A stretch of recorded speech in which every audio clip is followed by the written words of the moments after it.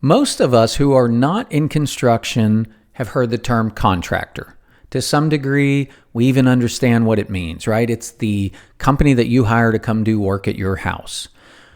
The definition, or I'm going to say my definition of a contractor, is a company that signs a contract to do work and or provide materials on a job. Generally speaking, though, it's interchangeable with people in the construction industry. So you need a plumbing company to come to your house. That is a plumbing contractor. Or you have a framing contractor coming to frame up some new walls of your house. They are all contractors. But you also hear this term general contractor. What does that mean exactly? Well, a general contractor is a company that manages an entire construction process. Home builders are all general contractors. I like to say it's the company whose name is on the sign. So the general contractor is managing the overview of the project, is responsible for the entire process from beginning to end, dealing with the permitting, dealing with customers, selections, inspections, warranties, the entire process. Now, general contractors do also manage the scheduling of other contractors who actually, specialize in their given field of that process. So again, a plumbing contractor does the plumbing if we are building a home. A framing contractor frames up the house. And by the way, all home builders are general contractors. Check that. I've heard a couple cases where there's a company that actually has employees that builds a home start to finish.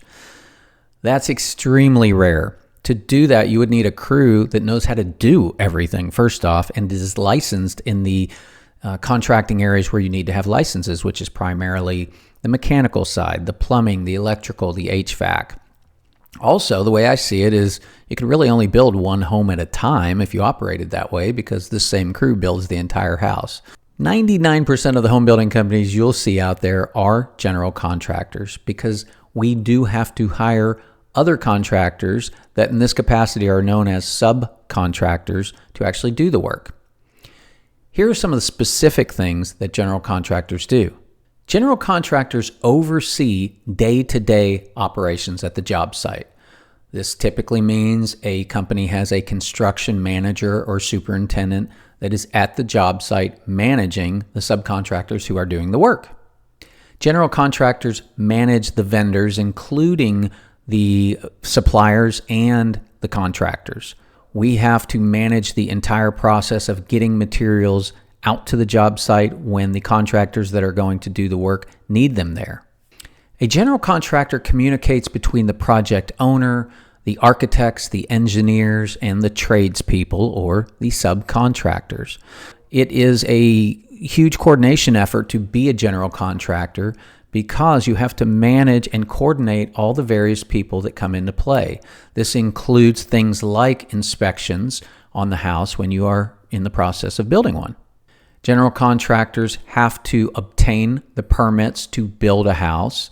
As I mentioned, also have to deal with inspections and make sure everything is being built to code.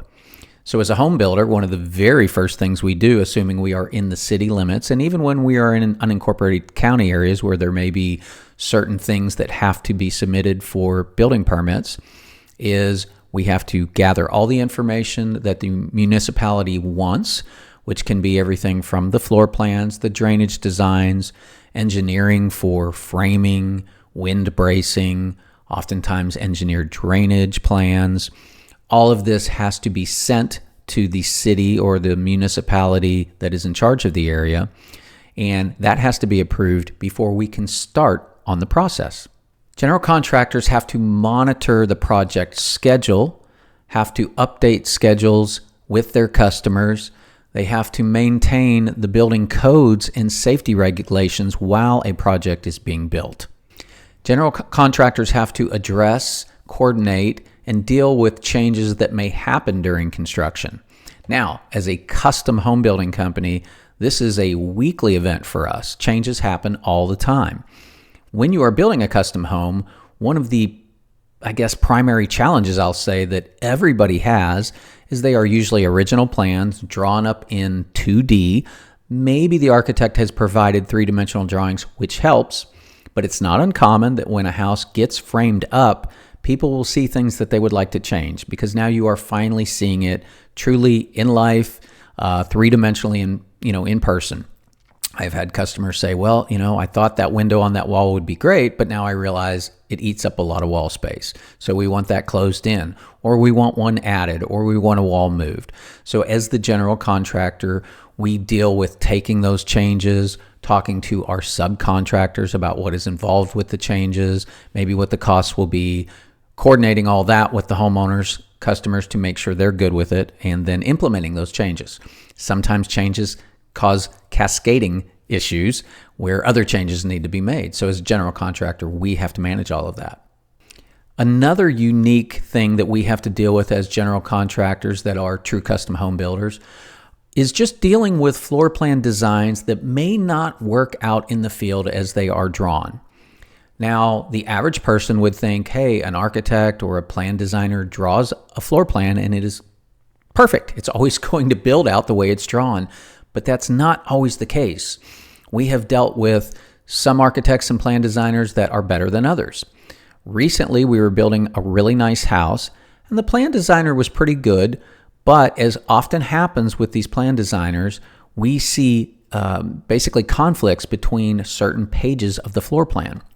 In other words, the front elevation, which is the drawing that shows what the front of a house looks like, will show something on there that the floor plan itself, kind of the bird's eye view two-dimensional floor plan, shows differently or is labeled differently. We may show an interior ceiling height as 12. Meanwhile, the elevation shows the plate height, which is where the wall meets the roof line, is 11.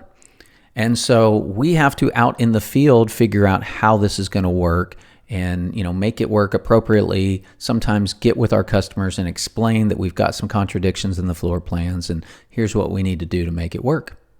As general contractors, we have to see the project all the way through, ensure proper completion, close out the project, set up the warranties on the house. We also, of course, deal with the monies throughout the project. So when our customers have banks, we are dealing with the banks to receive what's called construction draws, which are just deposits that are made as work is done. Or if it's a cash deal, the same process happens, but we're just dealing directly with our homeowners to get deposits when we need more money to pay the bills. Until we get through the whole process and we have done our walkthroughs, our orientations with the customers, and then the house is handed over to them. As a general contractor, we are also responsible for the warranty phase of the home. We as a home builder do obtain third-party warranties on the house. So this would be an insurance type of company that provides warranties for the house, but we are still the party that people contact if they have a warranty issue. We are still responsible for workmanship on the house for a given period of time also. I hope that this explanation of what a general contractor is helps you understand the process a little better. Again, you hire a plumber to come out to your house to do some work. That is a contractor. If you hire a company to build an entire house for you, they are a general contractor. So I hope this video has helped explain what a contractor is and what a general contractor is. Again, we hear these terms thrown about, but we may not always understand what they mean. I also appreciate everybody who has been watching my videos. They have been enjoyable to make. I like educating people on the construction world. I think it helps people's lives better when they are trying to build a house or have work done, understand what's going on behind the scenes. So thanks again for watching. Hit the like button for me, subscribe if you want to, and I will see you in the next video.